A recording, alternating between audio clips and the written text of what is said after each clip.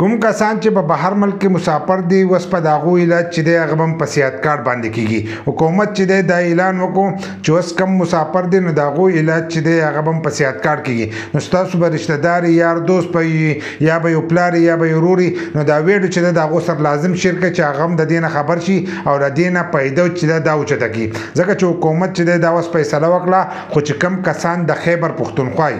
خیبر پختونخوا پته په شناخت کارت کې نه هغه کسان چې دی د دینه پیدا اوچتول شي ځکه د خیبر پختونخوا حکومت چې دی اوس دا اعلان وکړو چې په صحت کارت باندې به دغه مسافرو علاج چې دی دا وکړي. ځینې کسان به چې بهر ملک خو صحت کارت چې دی دا نه چلیږي هلته کې چې دی هغه په پیسو باندې علاج کوي په ریالونو باندې نو دی به هغه روپۍ چې دی دا به څنګه ورکوي. نو هغه سره دا ویلي دي و ستاسو چې هلته کې څومره خرچه راشي په علاج باندې ستاسو څومره خرچه راغلي نو تاسو به د هغې کاغذونه هر سره چې دي محکمه صحت ته چې دی د خیبر پختونخوا هغې ته به یې رالیږئ نو هغه به د هغې تصدیق کوي چې په ده باندې دا روپۍ لګېدلي که نه نو که دغه روپۍ په تاسو باندې لګېدلي نو هغه به دلته راځي او ستاسو فیملی ته چې دی دغه روپۍ به ورکوي. دغه به هم د صحت کارت نه چې دی ستاسو فیملی ته دغه روپۍ ورکړی کېږي او د دې نه پیدا خالي مزدوران چې دی هغه اوچتولی شي چې کم کس چې دی د لیبر دغه ورسره وي اقامه ورسره وي یا د لیبر په ویزه باندې تللی نو هغه کسان چې دی هغه د دې نه پیدا اوچتولی شي دا باقي ته نه شي اوچتولی. نو دا ویډیو معلوماتي ده دا راواخلئ مخکې شیر کړئ